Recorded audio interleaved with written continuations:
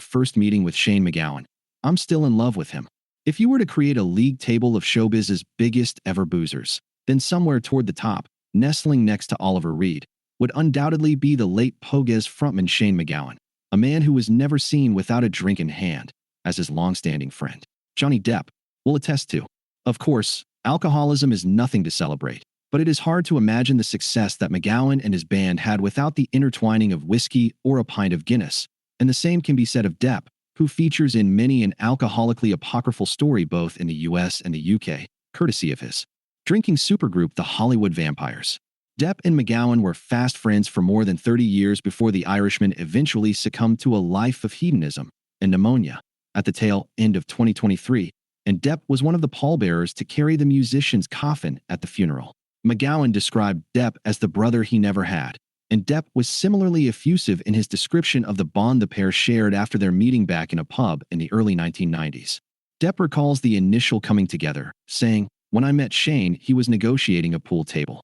There was a drink in this hand, a pint, and in this hand there was a guitar. And he was teetering, balancing back and forth trying to negotiate which way to fall. I watched him do that for about 15 minutes. He added, "Then I was introduced to him, before he fell, and from that moment on you just knew. There are moments in life when you know this will happen one time, and one time only, when you get the opportunity to spend time with greatness." I'm still in love with him to this day.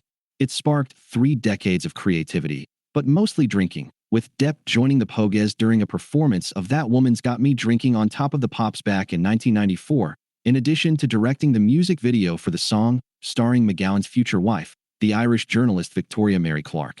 In 2020, 3 years before his death, Depp produced a documentary about MacGowan's life, called A Crock of Gold, A Few Rounds with Shane MacGowan.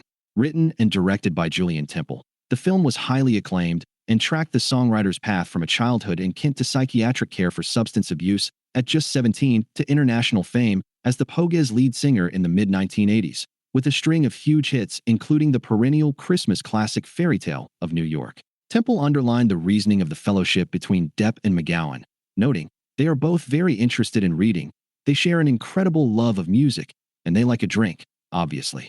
They've got a good piss-taking sense of humor about each other that is engaging to watch."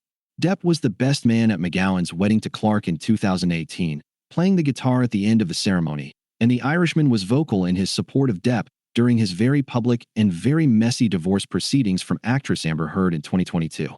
He's now on something of a comeback trail and will be appearing in Terry Gilliam's The Carnival at the End of Days alongside Jeff Bridges and Jason Momoa, in a film with Penelope Cruz called Day Drinker, reuniting the pair some 25 years after they starred in drug-dealing biopic Blow.